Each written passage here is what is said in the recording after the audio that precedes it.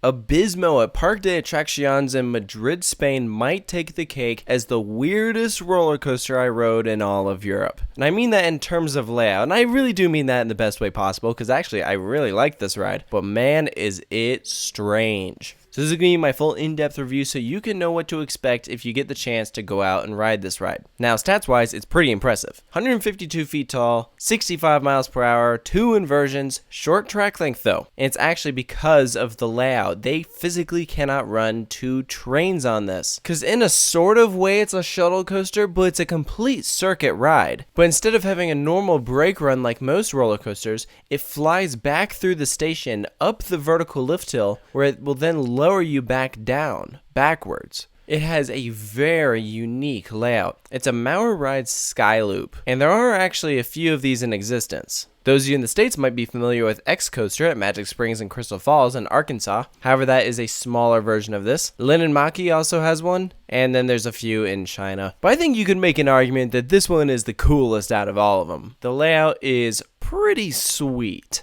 You board your train, it's only 2 cars, so there's 12 people per vehicle. And remember, it only runs 1 train, so yeah, capacity-wise, it kind of sucks. So if you're going to this park, definitely go here first. But anyways, you pull down your lap bar. If you've ridden Rip Ride Rocket at Universal Studios, it is the same restraint system, just without, the music part. That restraint can come down further on your legs during the ride, so it might be a little uncomfortable. Also because the lap bar has a U shape, and so the edges actually press down on your waist bone. So there's that to consider. As soon as you depart the station, you're going to start climbing up this lift hill. It is tall, and you are up there for a while. Staring straight up 90 degrees at the sky, it's a pretty neat sensation. And then comes the coolest part of the ride. You crest over the lift hill, but instead of cresting over like a normal vertical lift hill on the outside, you crest over on the inside, flipping you upside down. And is actually technically considered a double inversion up there, because as soon as you crest over, you're upside down, and then it flips you upright, and then flips you upside down again. So in a way, it only has 1 inversion, but technically counts as 2, because of the way the chain lift is set up.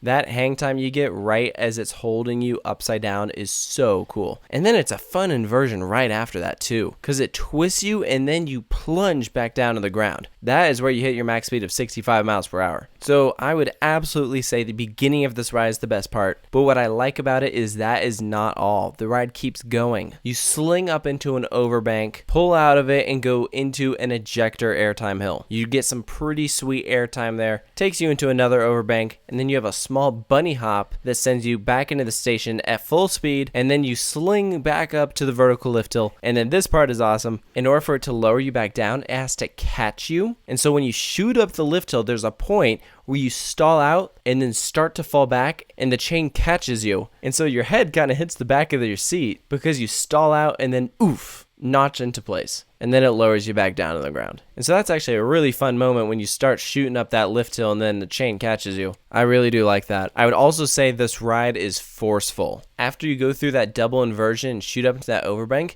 you're going pretty fast. You're going through some tight maneuvers. It is really cool, and it's a smooth coaster too. I know some people like complaining about Rip Ride Rocket. Some people say it's not as smooth as it could be. Abismo is smooth, so you have nothing to worry about there. And this really was our main reason to wanting to go to Parque de Atracciones. It's not long by any means, and man does the queue suck. But it's worth it because it is really fun. I just wish there was some way they could have worked out a method to either have a switch track so they could run multiple trains, because I waited probably an hour to hour and a half for each ride I took on it, and I only rode this twice. Once in the front and then once in the back. I would have loved to do this thing multiple times, but because of the terrible capacity and popularity, I had to miss out on 2 roller coaster credits because I said, you know what, screw that, I would rather ride Abismo again. And I don't regret that. This ride is awesome. I'm glad I got to ride it twice. And the queue line for this is also like really compact. The supports are actually jutting through the line, and so some of the switchbacks are actually wider than others. Like some are pretty skinny, and when you're stuck in that for a long time and there's people smoking in line and people are getting bored, so they start doing pull-ups on the bars above you, it just makes for a very interesting queue experience. So yes, absolutely the worst part of Abismo is the line. Once you get on the actual coaster, it's pretty fun. There isn't really any complaints there. Yeah, it's short, but this type of ride that it is